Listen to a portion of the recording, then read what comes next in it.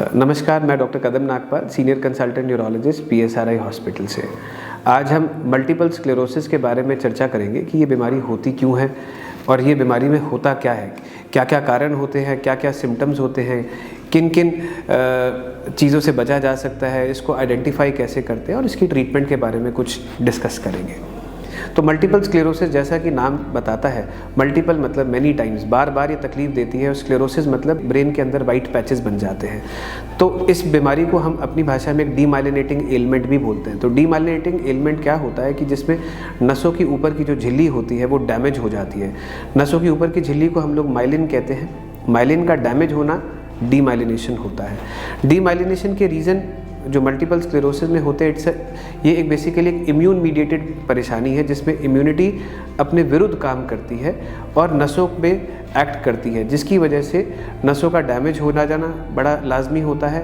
खास करके ब्रेन, आँखों की नर्व जिसे हम ऑप्टिक नर्व कहते हैं, और स्पाइनल कॉर्ड में ये तब्दीलियाँ देखी जाती हैं।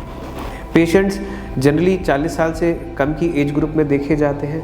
ये बीमारी औरतों में ज़्यादा होती है। पीडियाट्रिक एज ग्रुप में भी देखी जाती है, जिसे हम लोग पीडियाट्रिक मल्टीपल स्क्लेरोसिस भी कहते हैं।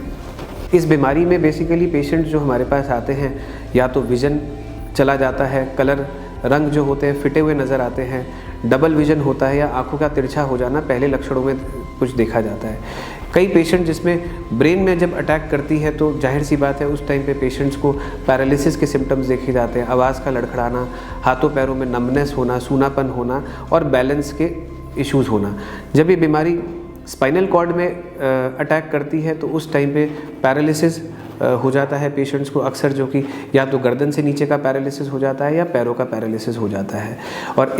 और साथ में कभी कभार पेशेंट्स को यूरिनरी सिम्टम्स भी देखे जाते हैं कि कभी या तो पेशाब रुक जाता है या पेशाब पे कंट्रोल ख़त्म हो जाता है।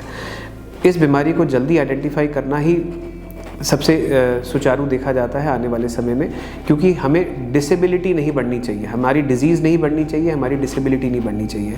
क्योंकि जितने ब्रेन में पैचेस बढ़ते चले जाते हैं, पेशेंट्स और डिसेबल होते चले जाते हैं और धीरे धीरे व्हीलचेयर पे आ जाते हैं या बेड बाउंड हो जाते हैं। तो ऐसे केसेस में हम फटाफट पेशेंट्स को एडमिट करते हैं, उनके brain, spinal cord, optic nerve के स्कैन्स कराते हैं और कुछ और अतिरिक्त टेस्ट कराते हैं और एक क्राइटेरिया के अनुरूप उनकी ट्रीटमेंट शुरू करते हैं। स्टीरॉयड्स ऐसी बीमारियों में दिए जाते हैं, बट कई सारे पेशेंट्स हम देखते हैं स्टीरॉयड्स के बाद फॉलोअप नहीं करते हैं, क्योंकि स्टीरॉयड्स आपको बेनिफिट तो दे देगा, पर अगर ये बीमारी दोबारा अटैक करेगी तो डिसेबिलिटी बढ़ती चली जाती है।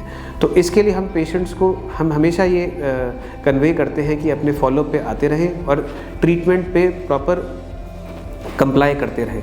ऐसे पेशेंट्स में हम लोग डिजीज़ मॉडिफाइंग थेरेपी का यूज़ करते हैं और डिजीज़ मॉडिफाइंग थेरेपी फिर लंबे समय तक के लिए देते हैं ताकि उनको रिलैप्सेस ना हो पाए। अगर रिलैप्स नहीं होंगे तो डिजीज़ नहीं बढ़ेगी और डिजीज़ नहीं बढ़ेगी तो डिसेबिलिटी नहीं बढ़ेगी। धन्यवाद।